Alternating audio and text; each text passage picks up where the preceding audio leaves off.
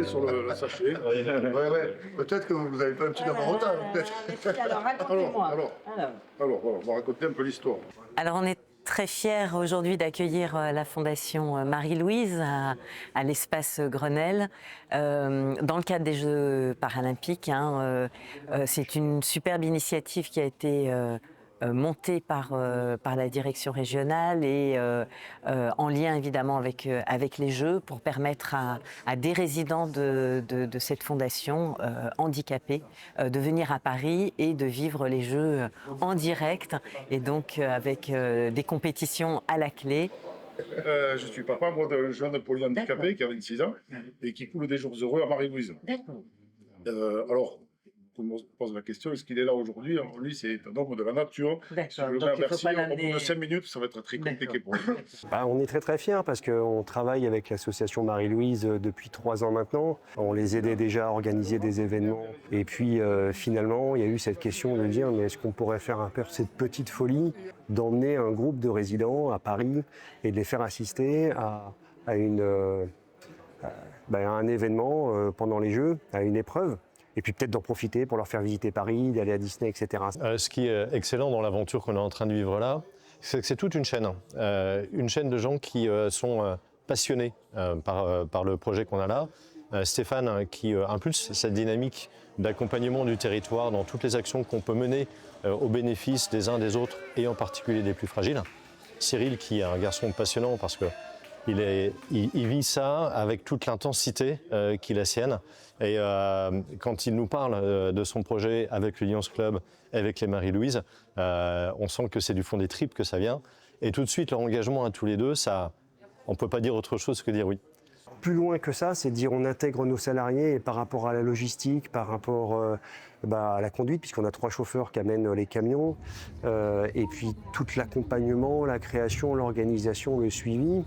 On a un salarié qui est dans l'association qui s'appelle Cyril et c'est lui qui a fait le lien et qui a embarqué Enedis dans cette aventure. Et au niveau national, évidemment, ça nous montre que on est nous, Enedis, en capacité d'apporter notre contribution par du bénévolat, par du soutien à des associations, à des fondations, à faire vivre des projets. On a parlé à la direction parisienne en leur disant voilà ce qu'on fait.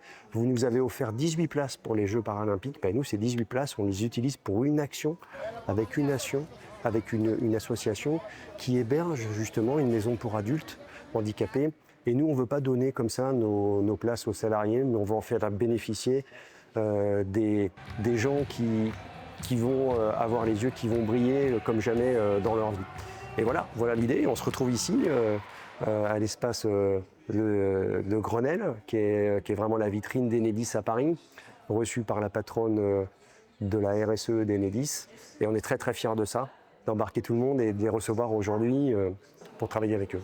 Le sujet de l'accompagnement, c'est un sujet financier évidemment, mais c'est surtout, et c'est là-dessus je crois qu'il faut qu'on continue à être présent, nous Enedis, c'est tout le côté humain qu'on apporte, c'est toute cette capacité d'ingénierie finalement de projet, à faire des choses avec d'autres partenaires, autour de sujets qui nous tiennent à cœur et qui sont des vrais sujets importants pour la société. C'est important pour nous de montrer que nos salariés, ils s'investissent aussi à l'externe.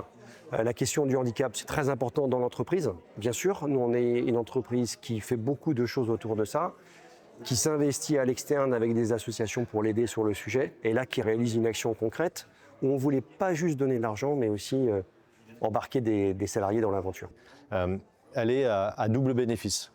Elle est à bénéfice d'abord des salariés, des résidents de Marie-Louise qui ont la possibilité de vivre quelque chose d'exceptionnel, mais elle est aussi au bénéfice de tous les accompagnateurs, et entre autres les accompagnateurs de l'entreprise, qui en sortent, et nous le disait tout à l'heure, transformés de cette vague sur laquelle ils ont surfé pendant quelques jours, et ça les a marqués durablement. Et tout ça, c'est des petites graines qu'on sème, et qui fait qu'il y aura de plus en plus de monde qui aura ce regard positif sur les personnes en situation de handicap, de plus en plus de monde qui aura envie de se mobiliser pour eux. Et voilà, c'est en faisant petitement, mais avec conviction, au quotidien, qu'on arrive à avoir cette spirale positive du regard qui est porté sur le handicap et de l'accompagnement qu'on peut lui faire.